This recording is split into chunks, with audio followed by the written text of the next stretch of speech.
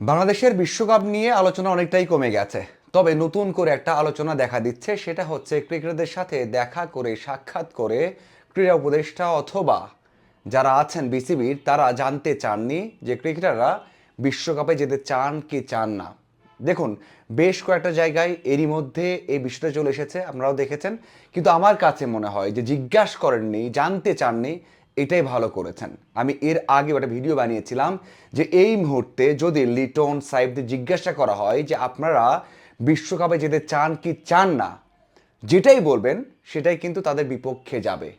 সেই জন্য তাদেরকে ওই কঠিন সমস্যার মুখে না ফেলে যে সিদ্ধান্ত নেওয়া হয়েছে, উচ্চ পর্যায়ে নিয়েছে বা বিসিবি নিয়েছে, সেখানে থাকাটাই ভালো। তাহলে ওই যে কয়েকদিন আগে আমরা দেখেছি, এখনও যারা মাঠে নামেন ক্রিকেটাররা, তাদেরকে অনেক কিছু সহ্য করতে হচ্ছে।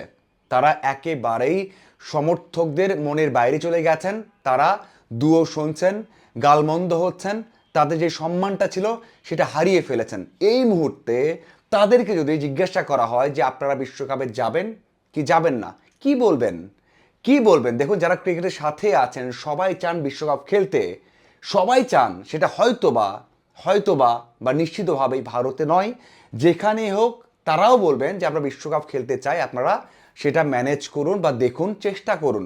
এটা বলা কি এখন ভালো দেখাবে? যেখানে সিদ্ধান্ত হয়ে গেছে, যেখানে সবাই চায় যে বাংলাদেশ দল কোনোভাবেই বিশ্বকাপ খেলতে ভারতে যাবে না, সেখানে কিভাবে সেই মতামতটা দেবেন? দেখুন, যারা গেছেন, যারাই মিটিয়ে গেছেন, তাদেরকে জিজ্ঞাসা করা হলো এটাই যে আপনারা কি চান। যদি বলেন হ্যাঁ আমরা বিশ্বকাপ খেলতে চাই, তাহলে কি হবে? ওই যে যেই রেসপেক্টটা তারা হারিয়েছেন আরও বেশি হারিয়ে ফেলবেন, আরও বেশি হারিয়ে ফেলবেন। আবার যদি না বলেন যে না আমরা যেতে চাই না, এর মধ্যে যাওয়া যাবে না, তাতে কি হবে? তাতে এটাও আবার হবে আপনার 5 থেকে 6 মাস পর বাংলাদেশ ক্রিকেটের যদি কোনো ক্ষতি হয়, ক্ষতির সম্ভাবনা তো আছেই, মিনিমাইজ করতে হবে, ক্ষতি যেন না হয় সেই চেষ্টা করতে হবে। যদি বড় ক্ষতি হয়ে যায় তখন কি হবে? তখন এটাই বলা হবে যে মিটিংয়ে তো লিটন, শান্ত, মিরাজরা বলেছিলেন যে তারা বিশ্বকাপে যাবেন না, তারা তো যেতে চাননি, নিরাপত্তার ঝুঁকি আছে বলে যেতে চাননি সেখানে। তো এই যে দুইটা উত্তর, মানে এই দুইটা উত্তরই তো আসবে, আর কি আসতে পারে? সেই দুইটা উত্তর যদি দেন ক্রিকেটাররা, সেটা যদি পাবলিশ করা হয়, কথা বলা হয়, সেই দুইটাই কিন্তু ওই তারকাদের বিপক্ষে যাবে।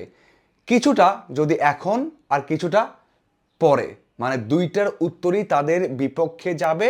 সেই জন্য ভালো হয়েছে যে জিজ্ঞাসা করা হয়নি। হ্যাঁ, অনেকেই এখন অনেক কিছু বলবেন, এখন মিডিয়ার সামনে আসছে, নাম প্রকাশ করতে চান না এমন ক্রিকেটার বলছেন যে আমাদেরকে জিজ্ঞাসাই করা হয়নি। দেখুন, জিজ্ঞাসা করা হয়নি এটার উত্তর কিন্তু ওইভাবে নাও বলতে পারেন যে হ্যাঁ আমাদের জিজ্ঞাসা করা হয়নি, জিজ্ঞাসা করতে চাননি, এটা নাও হতে পারে।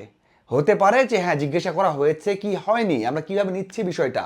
ধরুন আমি আপনাকে জিজ্ঞাসা করলাম যে আপনাকে এই বিষয়টা জিজ্ঞাসা করা হয়েছে কি হয়নি, আপনি বললেন না জিজ্ঞাসা করা হয়নি। এটা কিন্তু একটা নর্মাল প্রক্রিয়াতে আপনি বললেন, কিন্তু এটা এমনও হতে পারে যে আমরা এইভাবে বলতে পারি যে না আমাদের জিজ্ঞাসা করা হয়নি, কেন করা হলো না।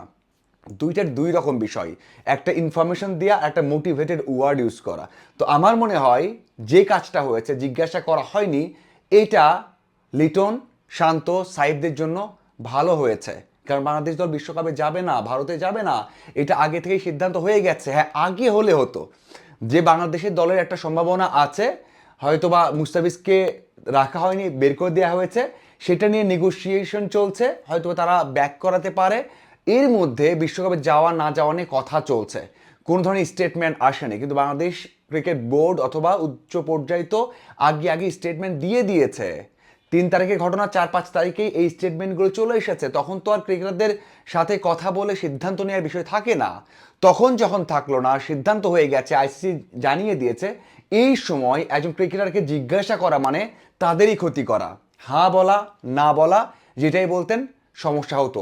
এখন এখন যে বিষয়টা হচ্ছে যে কিভাবে এখান থেকে মিনিমাইজ করা যায়, আমি একটা ভিডিওতে বলেছি, সেটাই বড় বিষয়। এবং এটা নিয়ে আমার মনে হয় না নতুন করে বিতর্ক তৈরি করা উচিত। আমার মনে হয় না এটা নিয়ে খুব বেশি আলোচনা করা দরকার আছে। যে সিদ্ধান্ত হয়েছে এটা এখন সিদ্ধান্ত done. Bangladesh cricket board, Bangladesh cricketer, Bangladesh ঊর্ধ্বতন কর্মকর্তা, সমর্থক সবাই এটা মেনে নিয়ে কিভাবে ক্ষতি হতে পারে সেটাকে মিনিমাইজ করা যায়, সামনের ক্রিকেটটাকে এগিয়ে নিয়ে যাওয়া যায়, সেই চিন্তা আমাদের করা উচিত। আপনাদের কি মনে হয় অবশ্যই জানাবেন। ধন্যবাদ সবাইকে।